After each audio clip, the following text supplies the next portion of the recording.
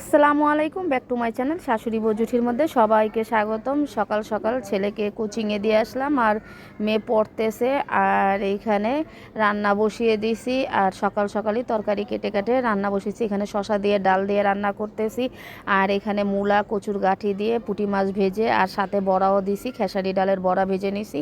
তরকারি ঝোলের মধ্যে না বড়া দিয়ে খেতে না আমার অনেক ভালো লাগে। বড়াটা যখন ভেজে তরকারিটার মধ্যে ঝোলের মধ্যে দিই টপ টপ করে ফুলে উঠে এটা নরম হয়, এই বড়াটা আমার খেতে ভালো লাগে। আর এই যে ভাজা বড়া এমনি খেতে ভালো লাগে না, ছেলে মেয়ে পছন্দ করে এমনি ভাজা বড়া, কিন্তু আমার তরকারির সাথেই খেতে ভালো লাগে যখন নরম হয়ে যায়।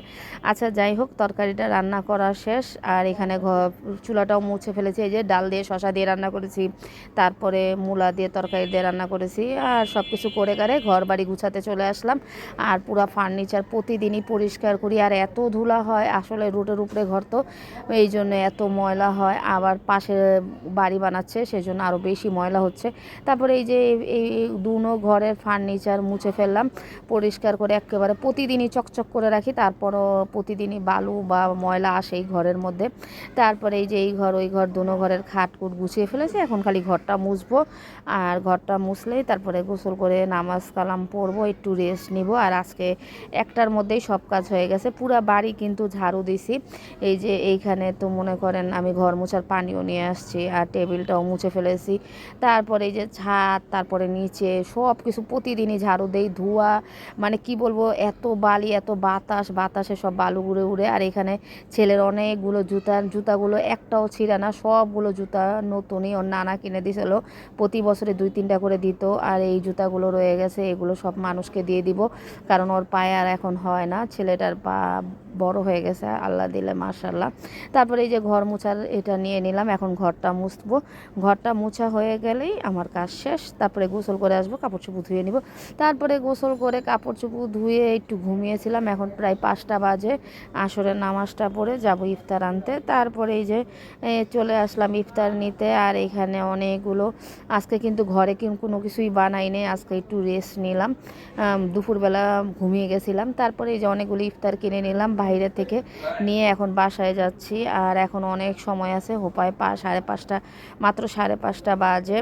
তারপরে এই যে চলে আসলাম, কোরআন তেলাওয়াত টিভির মধ্যে ছেড়ে আর এই যে রাখলাম। আর ছেলে মেয়ে পড়াশোনা করতেছে, যেহেতু আজকে আমরা সন্ধ্যার পরে ইফতারের পরে আমরা যাব আজকে মার্কেটে, সেই জন্য পড়াটা আগে মুখস্থ করে নিচ্ছে, মেয়ে পড়া মুখস্থ করে নিচ্ছে। আর তারপরে এই যে আমরা ইফতার সব কিছু নিয়ে আজকে খাটের মধ্যেই বসেছি, আজকে নিচে আর কেউ বসি নাই। এক সময় এই মাসে আমরা মানে এই রোজার মাসে একদিন আমরা টেবিলে বসি, কয়েকদিন নিচে বসছি। আর এখন আমরা 3জন দেখে খাটের মধ্যেই বসে গেলাম। আগে তো আমার বোন ছিল, আমার বাবা ছিল, সবাই একসাথে, এই জন্য নিচে বসতাম। এখন আর কেউ নাই, আমরা 3জনই একসাথে ইফতার করা হয়। আর ছেলে মেয়ের বাবা সেই সকালে যায়, রাতে আসে। অনেক আপুরা জিজ্ঞেস করেন যে ছেলে মেয়ের বাবা কোথায়, ও অনেক কাজে বিজি, এই জন্য সেই সকালে যায়, রাতের বেলা আসে, ও আর আমাদের সাথে ইফতার করতে পারে না। আর এখানে শাহি পরোটা দিয়ে আমি চা দিয়ে খেয়ে নিচ্ছি, চা দিয়ে শাহি পরোটা খেতে আমার অনেক ভালো লাগে।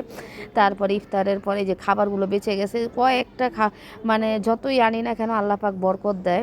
তারপরে এই খাবারগুলো বেঁচে গেছে আর আমি শাহি পরোটা দিয়ে চা দিয়ে খেয়ে নিলাম। তারপরে খাবারের পরে এই যে সবাই মিলে রওনা হচ্ছি। আর আমার মেজো বোনও যাবে, মেজো বোনকে ফোন দিছি, বলতেছে আসতেছি। তা আমরা একটু গলির মধ্যে অপেক্ষা করতেছি আর 3জন মিলে, আর বলতেছি কে কে মার্কেট যাবে, ওরা বলতেছে আমিও যাব। তাই একটু মজা টজা করি, যে রিক্সার মধ্যে উঠে গেলাম।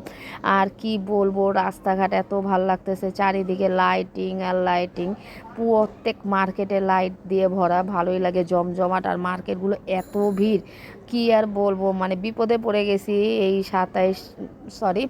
আজকে 25 রোজায় রমজানের মধ্যে এত ভিড় মার্কেটে, মানুষের কি আর বলবো, মানুষের মাথা মানুষ, এত ভিড় আপনাদেরকে দেখাই, যে দেখেন সব কিছু আর ভিডিও করতে পারি নাই। ব্লগটা কেমন হয়েছে জানাবেন, লাইক কমেন্ট শেয়ার করবেন। আল্লাহ হাফেজ।